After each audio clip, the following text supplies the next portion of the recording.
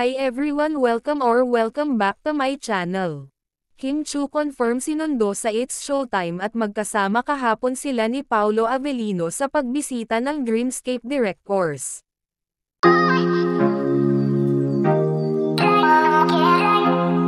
Kahapon, makikita ang mga larawan ni Paolo Avellino, kung saan ay bumisita ito sa Dreamscape office. At sa naturang larawan nga ay makikita si Paolo kung saan ay katabi nito ang director nila sa naturang teleserye.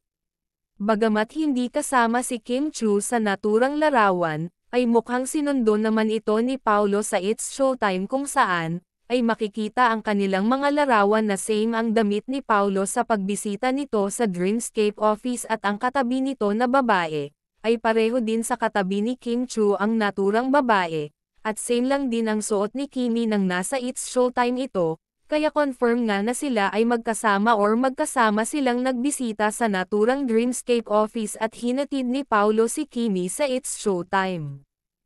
Kahapon din ay magkasama ang dalawa, sa kanilang workout routine, kung saan ay sobrang lapit lang nila sa isa't isa, lagi nga silang magkasama tulad na lang ng sinabi ni Jong noong nakaraang araw sa It's Showtime na laging magkasama ang Kim Pao. Iba talaga pag in love, hindi mapaghiwalay ang dalawa.